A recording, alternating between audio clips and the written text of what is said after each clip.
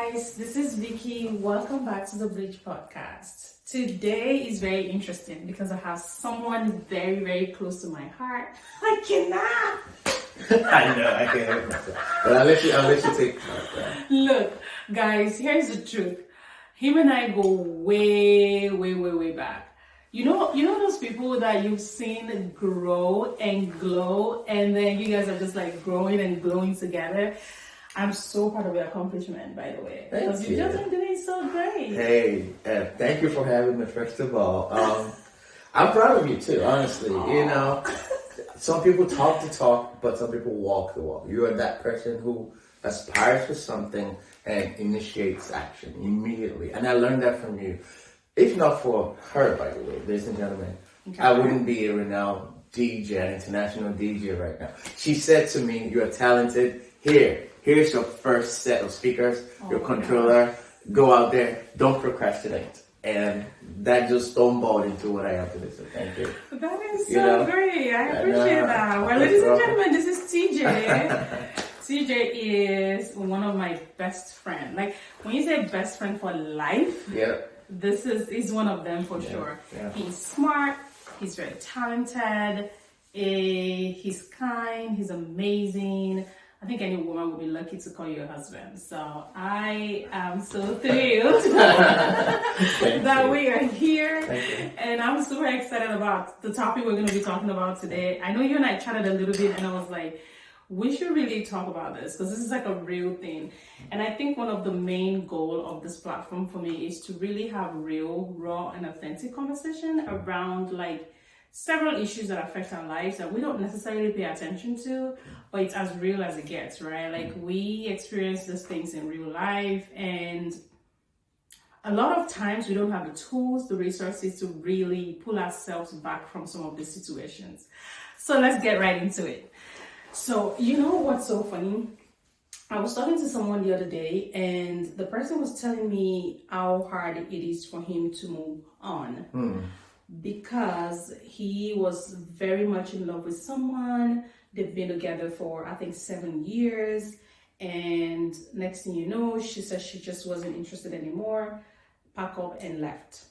And my friend, he's hurting so bad. And when I spoke to him, I think we spoke like earlier this morning, and he was still telling me, I may never be able to recover from this. And I think the worst of it all, according to him, is the fact that the lady left him in a very bad state, right? So this is someone who said, I love you so much. They've, lived their lives together. They've blended their lives together. It's been so long, travel the world together, do everything pretty much together, right? Consistently for 7 years, live together. And he's so sure, according to him, it was like, I was so sure that she loved me. But I think he came to realize that it might not be love after all. He did, or she did? He said that. Okay. But I think for me, the highlight of that whole story for me was how, because I was like, walk me through this whole situation. Like, how did you all go from I love you so much, 7 years in, and she woke up one day and she's just like, I'm done. And then he started talking about how things have become a little bit toxic, how, the authorities have been involved in the relationships, and how a lot of things have just been going wrong. And I was like, do you not think that's a blessing if this person just decides to walk out of your life? If you are literally telling me that things have been getting really bad over the years, like why do you want to hold on to it? I see. Well, interesting story, by the way. There were some parts missing there. It depends on the initial conversation that they had. Was there a plan to perhaps date each other, get close, moving together, and then get married at a certain time? Because you said they lived together for 7 years. That sounded like a red flag. Most women don't want to be in this situation for more than 5 years top. So maybe that was the disconnect that he missed, the red flag that he had, that she observed, and she said, this guy's never going to marry me. Why am I here? Maybe I should just exit. So there appears to be miscommunication or a misalignment of expectations. So he needs to have some introspection. Like, hey, were there promises made that were not kept? Did I avoid such hard conversation even though she kept try to initiate those real conversations. Hey, are we getting married? Are we doing this? Do we have children? Are we planning on having a family together? Are we building financially, emotionally towards family? Are we our empire? If not, love or the absence thereof, who will blame her, right? That's very interesting, though. You know what I think about? I think about how do we go from "I love you so much" to "F you" to "hell with you." Well, it's funny. It's real though. It's so real because we proclaim love for each other. Yeah. I tell you every day like how I can't live without you. Sure. Years and years and years, and then one day it's just like it's over. I don't give an F. And one of the things that I begin to wonder is like, is there even like a transition period between when people go from "I love you so much" to "I can't stand it's over"?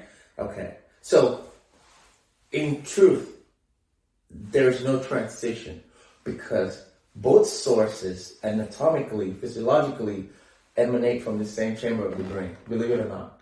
Right? The whole endorphin chamber of "I love you, oh my God, I am so enthralled by this person," to "oh my God, I can't stand him, he disgusts me, I just want you out of my life." I'm using extreme words here, but those extreme emotions emanate from the same chamber of the brain.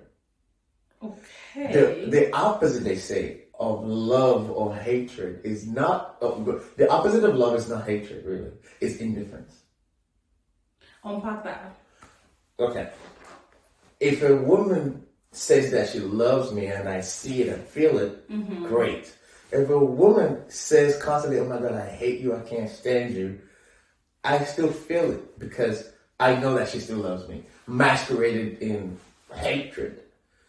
But the moment she stops caring or talking about me or doesn't care who I date, if I'm married, if I have a child out there, she stops caring about anything about me, then she hates me, according to the official definition of hate. Okay.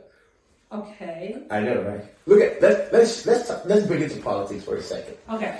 America loved and hated Donald Trump so much at the same time that he remained relevant to the point that he came back as the president. That's why I said the opposite of hate, or the opposite of love, is not hate, it's indifference. If we had relegated him into indifference in the corner, he would be gone. But we kept on hating this guy, making him relevant, making him come back. Still caring about what he was doing. Exactly. Following his, life, his journey, all of that.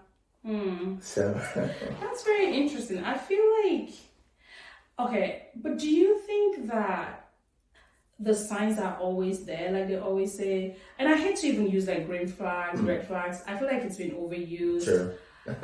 But do you feel like there's always those signs that something might be wrong? This is not something for me. And I can speak from my own experience, right?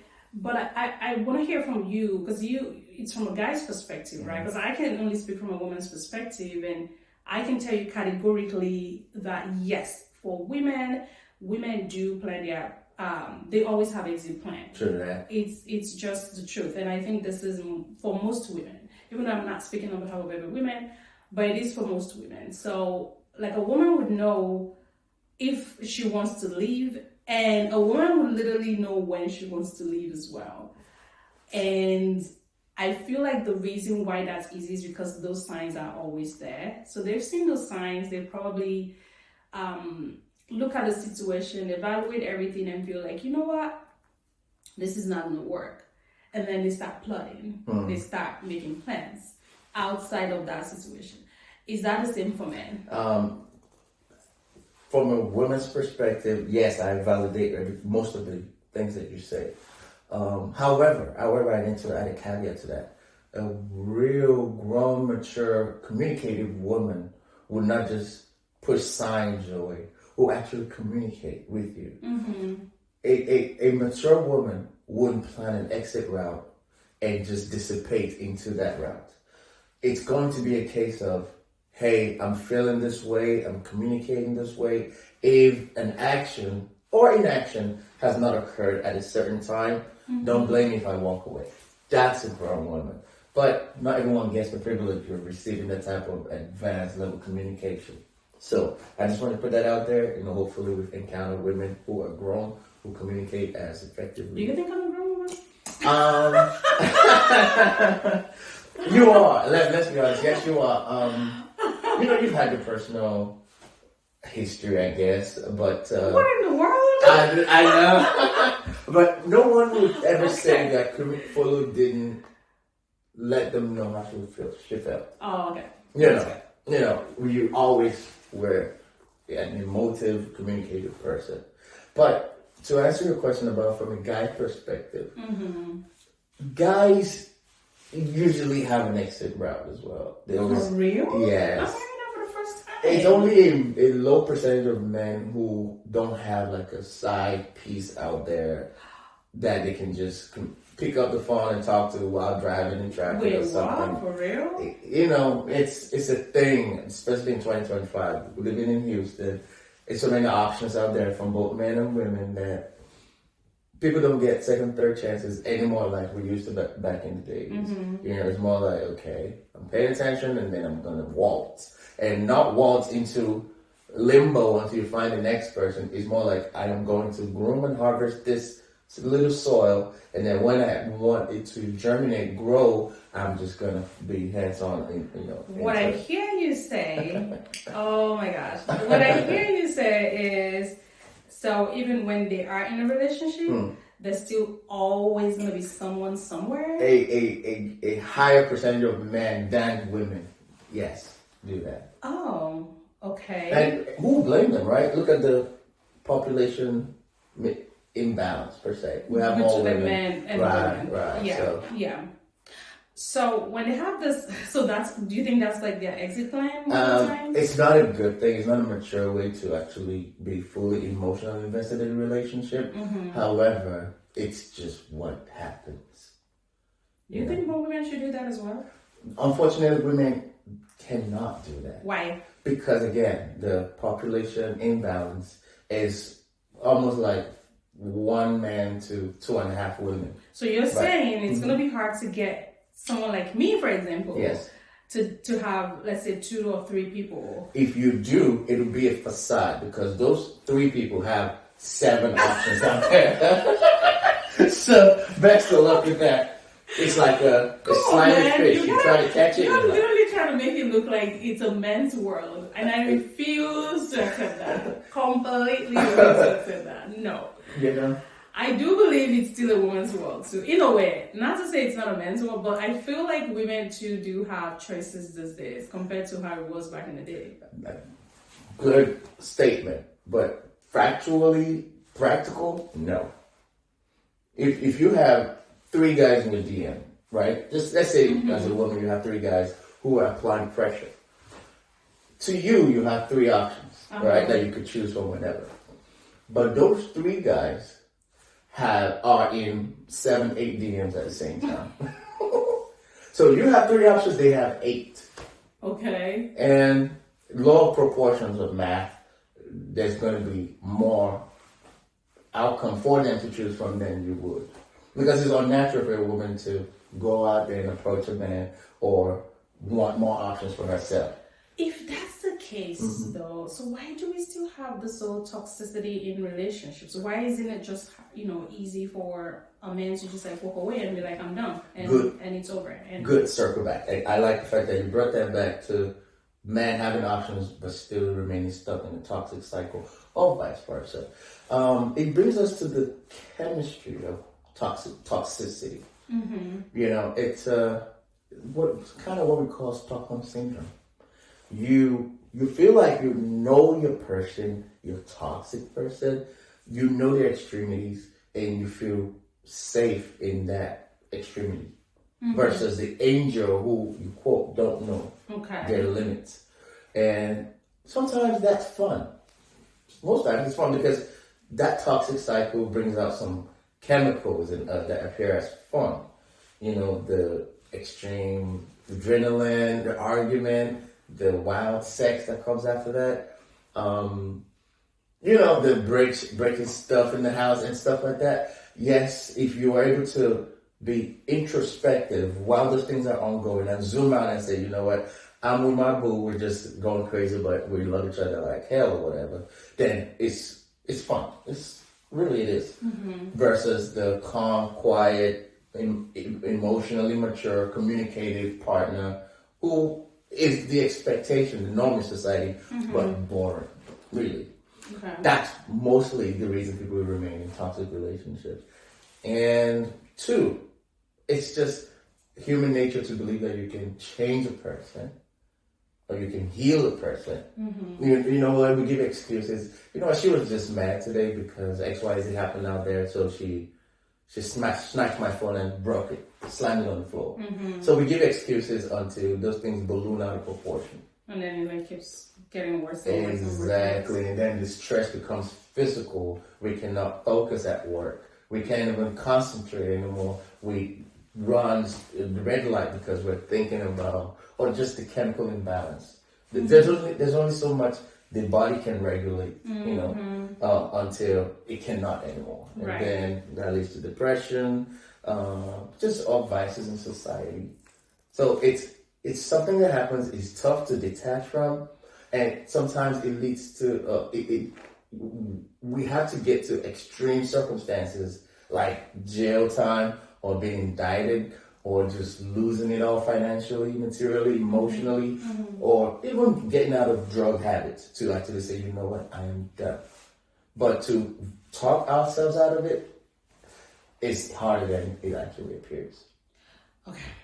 This is something, as you're talking, and I'm still going to get to another question that I'm going to ask you, which is personal, but I want to know, is it just me? And I don't have any statistics to back this up, by the way, but this is just, and I'm basing this off of just people that I know, right? Or friend of a friend.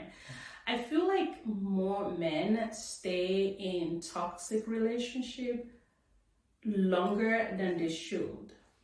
And when I say more men, I'm talking a situation where the woman is the one with most of the issues. Not to say the guy doesn't have any issue or the guy is a saint, but I feel like at least I know a couple of people that have witnessed them in situations like that where the woman is actually the problem.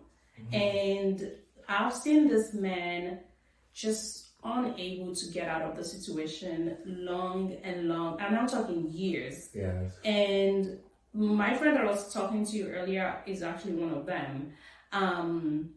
And I know a lot of acquaintances like that too, that is it harder for men to like get out of a relationship or get out of a toxic relationship, or do you all have fear of like starting over compared to women? Is that like a thing? So and I'm talking solid men here, right? True. I think that we have to make that distinction, because like I'm talking men who really are looking for a relationship, who wants to commit, who wants a family, all that good stuff. So I smile because it's almost personal. What happens in the toxic cycle, especially when, like you said, the woman is the problem? What slowly happens is a diminishment, if that's a word, of the esteem of the other person. Oh. To the point where the person becomes depleted. They don't see themselves anymore outside of the bubble of that partnership. Got it. So the woman diminishes, and I apologize if you're a woman taking this personally.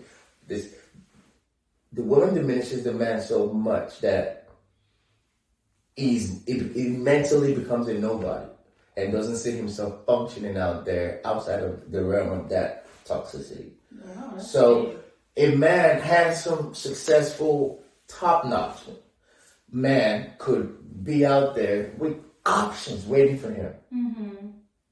But he'll always circle back to that same woman who destroyed him.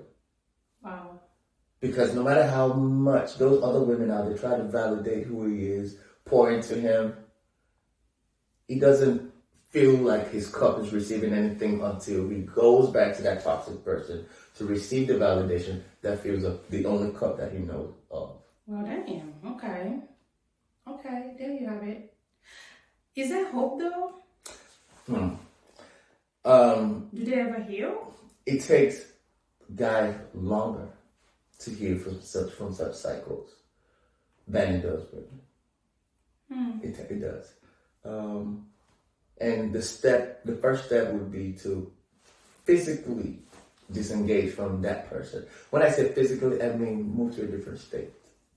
Lose all contact. Don't unfollow. Lose all of your photos from your email, your drive, any source where you can be reminded of this person. You have to fully detox. And then after a while of just mental rehab, and if a mental flushing of all of the toxicity and rebuilding, of course, including hitting the gym or whatnot, then you start to see yourself again. But the point is, nobody else, no other woman can naturally and subliminally feel that cup. And you're talking forever and ever? Yes. For real? I'll give you an example. I have a guy. I'll just say his name. Top notch veteran, tall, rich. And he drives a Maybach. This guy is solid, right? Okay. But he had this ex-wife. Ex-wife who, I'm not sure, divorced, correct? But for some reason, he would always still argue with her. They have no kids together, by the way. Oh no, that's even worse. I know. This guy has women at his beck and call. Whenever. Beautiful women. Oh my gosh. But I will always still catch my dude arguing with his ex. Why? They don't even have any kids together. They have nothing. But it's that cycle that I'm talking about. Because, let's be honest, arguments lead to great sex. They release some chemicals in us. I know. You don't argue. So, yeah, if I catch a guy saying, "Oh, I'm done with this woman, I'm done, man," but then I see you arguing with her, it's like, man, bro, go sit down. You're not. Oh, you're not. Like I said, the opposite of love is what? Indifference. Indifference. And you can't argue with this person you're indifferent about. Because it's still like. Check. Wow. Wow, that's new. This is also new to me. All this information that I'm. Okay. Let's get down to it. Let's do it. Have you ever been in a toxic relationship? You can't lie to my viewers. We want to know. Let's just thank God for grace. Okay. I lived through it. I've always regarded myself as a good guy. You're a good guy, right? Thank you. You know, a guy who loved things to stay down here, you know, on a sublime level. But until I met a person who introduced me to the dark side. And when I say dark side, I mean the toxic, loud, escalated, degraded levels of life. And at first it was a new territory to me. And I found myself losing myself, not being able to concentrate. Just in traffic, I'm driving, I'm doing 60 miles per hour, and I'm thinking about what I could have said when we argued 3 days before. Oh, wow. Oh, why didn't I bring this other point up about whataboutism? And I realized that I couldn't live in the moment. Every reference would always be towards that ex, that person. And it slowly changed me. And people ask me, "Are you happy?" Like, you're smiling, you're laughing, but we can feel your spirit. And your spirit is dictating something else than what you're, portraying as true. And yes, it took about 22 weeks of therapy to realize what I was living through and how that was actually shaping off of my existence. First of all, I am so proud of you. A lot of African men, or generally black men, do not like therapy. So that's a huge deal that you took that initiative to do that for you. Was that helpful? Honestly, the best experience I ever made, and the best decision I ever made. Oh, therapy. Yeah? We don't recognize toxicity when it's in our faces until we go to the experts and they start to break down words, behaviors that are problematic for our mental health. I'll give you an example. If I'm just happy-go-lucky right now, and you come to me, "Hey, what's wrong with you?" Guess what you just did? You just diagnosed me as someone who has something wrong with. Right. Versus, hey, what is your experience? What are you feeling? What is this? You just said, hey, what's wrong with you? And now I have to respond in a way as though something truly is wrong. Right. That's mansplaining. That you're actually, what's the word now? You're changing my reality. You're warping my reality. Okay. You know, or when you speak to me as though I'm the issue. No matter what we're arguing about, you could say, I'll finish the sentence. You could say something like, hey, you're a liar. Well, you could say I just lied. Right. But to say I'm a liar, now you're attaching my identity to lying. And when I go home, lie down in bed, guess what I'm thinking? Thinking about. Oh yeah, I was born this way. You see? So it's a lot of mind games. Exactly. Always addressing the issue. Hey, honey, another example. This is common, by the way. You hurt me. Okay. Versus I'm hurt. One assumes that I intentionally did something to you. Anything could hurt you. Maybe the way I opened the door and hop out the door hurt you.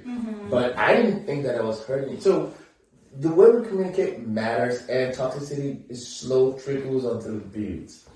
But therapy helped me understand toxic behaviors quickly. Okay. You know, I look for people who know how to communicate issues without adding me to the issue.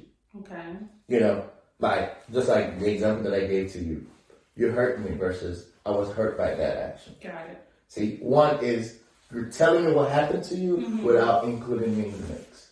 And naturally, I would want to come to you like, oh, you're hurt? Tell me how I added to that. Tell me what my action did to you. And then we can address the action so that it never occurs again. But by telling me, hey, you hurt me, you naturally put me on the defensive. Got it. And it's just human nature to want to defend themselves. Or I didn't hurt you. I didn't know. But versus, hey, I was hurt by, the knowledge of that phone call that you made. Do you think Nigerian men are well equipped for this type of relationships? So, again, I wasn't this knowledgeable as well until I went through therapy. Okay. So, if you say Nigerian men, the question is, have they been through therapy and remained that way? I think they hate therapy. I don't know a lot of Nigerian men that would be like, yeah. Let's talk about therapy, folks. Let's talk about therapy, gentlemen. Let's do that. First of all, therapy is something everyone should have. Okay. It's just the idea of talking to like-minded individuals who were trained, who went to college or whatever, who can help you break down situations to sift out how you contributed to the situation versus how the other person contributed to the situation, and how you can adapt to change your ways so that in the future you don't repeat the same cycle. Or they may ask you 2-3 questions to help you make better decisions. They're not going to make the decision for you, but they at least help you look at things from outside of your purview. Okay. That's all they do. I don't know why you would not want to approach such people. They're not judging you. They're just listening to you, your story, and asking other intuitive questions so that you could actually see things from a different perspective. Was it helpful in your healing journey? The first 3 weeks or 4, I honestly was like, what am I doing here, man? I have things to do. I have work. I have whatever. Right. Just sitting down talking to someone about all of your life. Until I told myself, wait a minute, there's this experience, this feeling right here is what I was warned about. This feeling of wanting to just opt out of therapy. But just be a little more patient. Okay. And then I kept going back. And of course, I built a personal relationship with the doctor, Thank you, Dr. Kern. And week 5, week 6, I was excited to go to this man. That's amazing. Hey, TJ, tell me how you feeling. And this man helped me understand the difference between feelings and responding to feelings words versus actions. You know, I'll give you an example. This man let me understand that everything stems from beliefs. All that we are stems from beliefs, right? Including what we're told? Yes. So if you pay attention to a person's actions, you're missing the point. Beliefs lead to actions. So I'll give you an example. On my way here, right, I'll say about 10 minutes late, you had two options. To yell at me like, oh my God, you keep doing this. I have things to do tomorrow. Whatnot, right? That's your action. Okay. The snapping, the getting upset, that's your action. But what was the belief that led to that action? Did you think that everyone had to be on time, or else they were maybe unserious individuals or whatnot? Mm-hmm. Or was it your belief that life happens? Maybe there was construction going on. Mm-hmm. Maybe the belief that you chose led to the outcome. Guess what you were? Still pleasant. Like, okay, honey, just take your time. Drive carefully. So if you're in a situation of toxicity where you always argue, check the beliefs. Check the beliefs. Okay. And those are some of the preliminary conversations that we need to have with people. What is your belief system? Do you believe that the man's decision should always be final? Or do you believe that a woman's input matters? If you guys go into the relationship with different beliefs, you always argue. You always have a problem.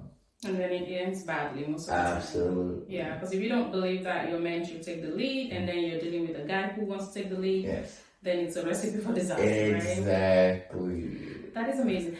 How has your healing journey been so far? So the thing is that you never stop healing. It's a journey. It gets better. Exposure matters as well, right? Mm-hmm. Are you the type of person who reads books to help you understand who you are? I call it metacognitive skills, right? So reading is helpful? Oh, absolutely. Because reading exposes you to other people's experiences and how they dealt with the situation that you're dealt in the moment. Mm-hmm. Okay? And reading also helps you understand your thoughts as they're occurring in real time. Okay. Here's an example. If I rear-end your car at a red light, and you come at me, I have my kid in the back. You come at, start yelling at me, oh my God, you can't drive. See, that's why you can't push your brakes. Whatever. In the moment, I'll get angry. I know. Mm-hmm. But reading books that teach about metacognitive skills would immediately help me ask myself, hey, why am I getting angry over someone else's anger? That's her action. It has nothing to do with me. The only thing that I've done right now is rear-end this vehicle, and my only responsibility is to shield my children from hearing this angry person. Mm-hmm. So the idea of thinking outside of my immediate action is what we call metacognitive skills. And of course, you have to learn about that. It's thinking about your thoughts in real time as they're happening. Yeah. Did you learn this in therapy? Yes, absolutely. Okay. It's a bit. I can't honestly invest in therapy, guys. Invest in therapy. It'll help, improve your work, your life, your quality of relationships, including how you parent. Yeah, I'm really proud of what I did. You're doing amazing with the boys. I definitely say that. You are an amazing guy. It's funny. Oh no, I don't want to say that. An amazing dad. You're very awesome with the boys. You're good with them. You take very good care of them. So yeah, I'm definitely proud of you for that. I think ultimately though, one of the things I wanted to talk about before we wrap up is like, how do you as a man, and I'm focusing on men because I see a lot of men hurting these days when it comes to relationships, and I've heard I've spoken to men and heard their stories, and I've seen statistics also show that when divorces happen, men cannot move on easily compared to women. Like women, we believe there's like 7 billion people on earth. If it's over between you and I'm gonna go out there after some time. Once I heal a little bit, I'm healing. I think it's not as hard as the one for men, because we're able to, at least most women. This is not applicable to everyone, right? But I feel like most women are able to go back out there and pick themselves up and maybe remarry, maybe start dating again and all that. But I feel like with men, again, it's the data shows that they struggle. They can't move past that previous relationship, and it's harder for them to just move forward. Is that true?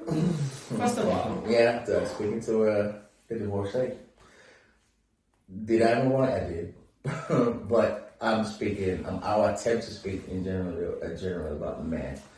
So, if you look at the stats, women usually initiate the divorce in the first place. Oh, yeah?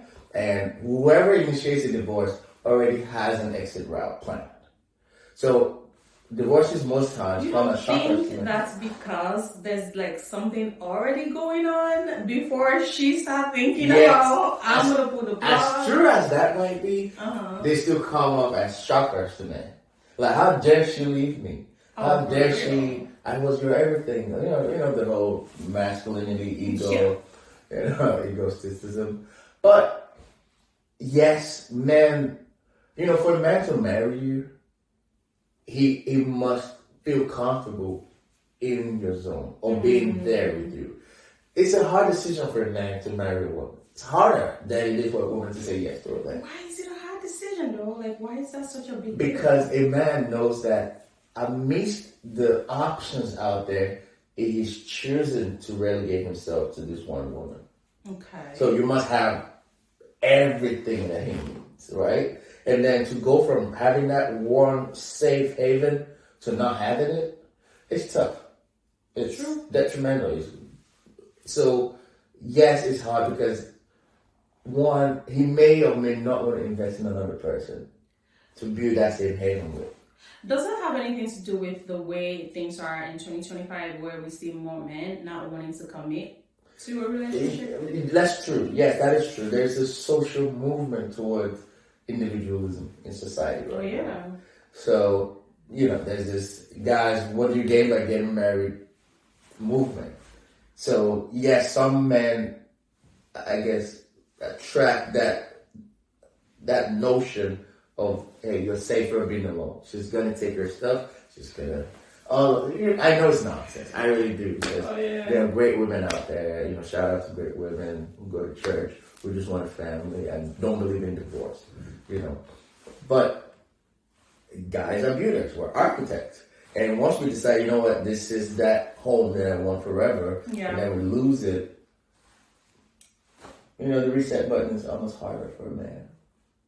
A woman can pretend forever in a marriage. True.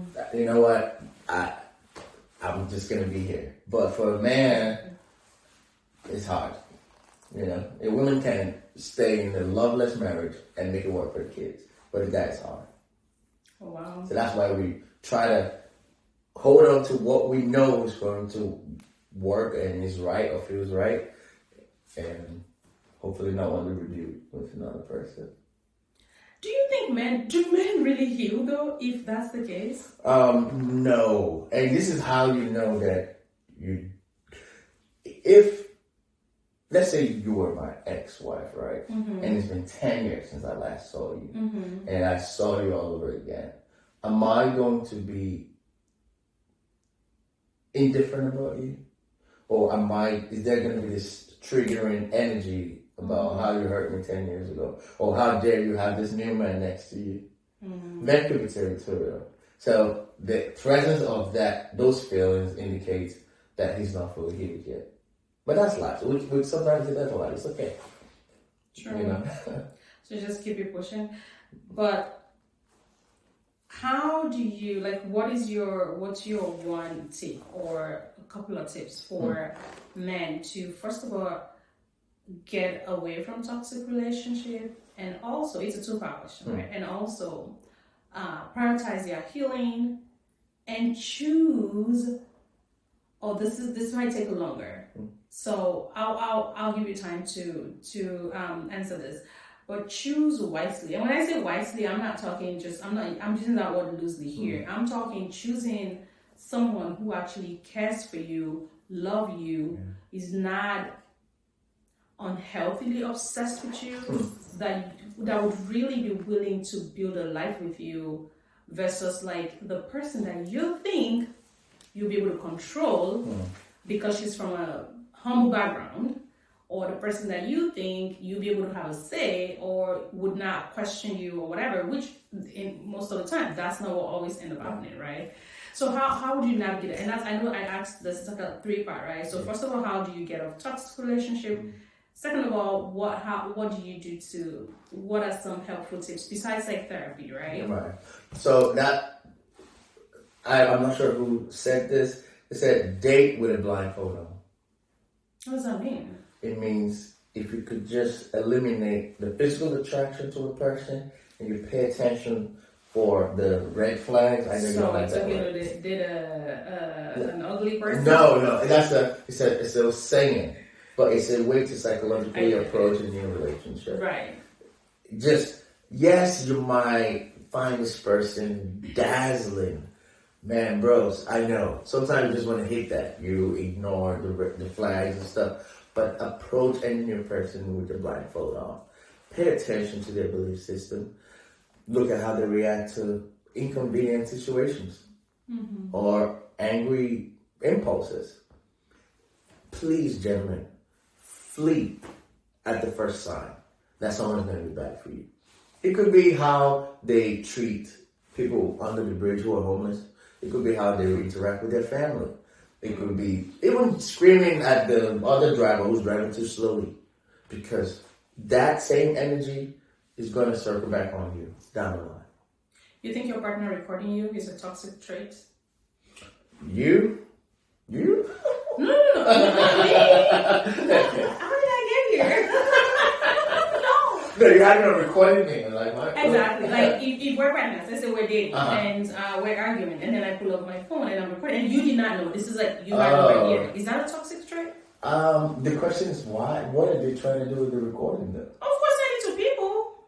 That's childish. That's childish. Except if you feel threatened. Is it toxic though? Is it are they recording because they feel threatened and they need some type of evidence? But if you have to record me, that means that we're over. We're done. Yeah, because I feel like that's a betrayal, right? Like, why are you recording me? Because you're trying to show the world I'm a bad person. Basically, is what it is, right? Because it's about something negative that I said because we're arguing, and then you decided to record me and send it to someone else. No, it's first of all,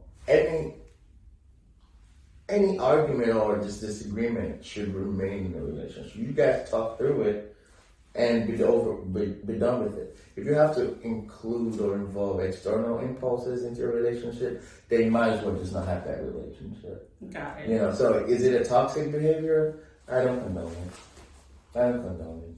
Fair enough. Let's close with some tips for healing for the men. We're focused on the men today. Okay. How can they heal? And once they heal, how can they choose better moving forward? All right. Like I said, physical distance is a big thing. Okay. Gentlemen, grab your passport. Travel the world. Travel. Yeah. Sometimes you go out there and you feel like a king. Because, Americano, they just love you, right? And you come home feeling like a king, less depleted than you left with, Also, what's your spiritual life like? Understand that you're here on this journey temporarily. Elevate your mind state so that you see eternity as the ultimate outcome. But then now we're going to church. Yeah, I know that's right. And, last but not least, surround yourself with positive people, with mentors, people who have succeeded in whatever you're trying to accomplish, including better husbands. Talk to them. Hey, how did you do it? 25 years in this marriage. What is the secret? Talk to successful people. You're not alone. People have done it. You're not going through the worst situation. But just realign yourself with people who are healed or who were successfully in marriages or, at jobs and whatnot. And please make money, then. There's a healing spirit behind making money. Yes. Yes. Money is not everything, but the feeling of having money to do everything is everything. Including travel. Hey. That's the most interesting part for me. I know. Definitely. I love it. I want to say thank you so much for coming. I love this conversation. I definitely want us to do this again. Thank you. Ladies and gentlemen, I'll be sure to tag him. Make sure you follow him. You are going to be amazed because this is an amazing guy, like I told you earlier. And I hope that everything that he said today. DJ Us on Instagram, follow. Yes, please give him a follow. And give him a shout out too. But I hope that some of the things we talked about today is helpful for you. I hope that you would use some of these tips in your daily lives, and I hope that it works for you. Be sure to comment, subscribe, share this with a friend, and I will see you next time. Until then, be kind. Thank you, honey. Yeah.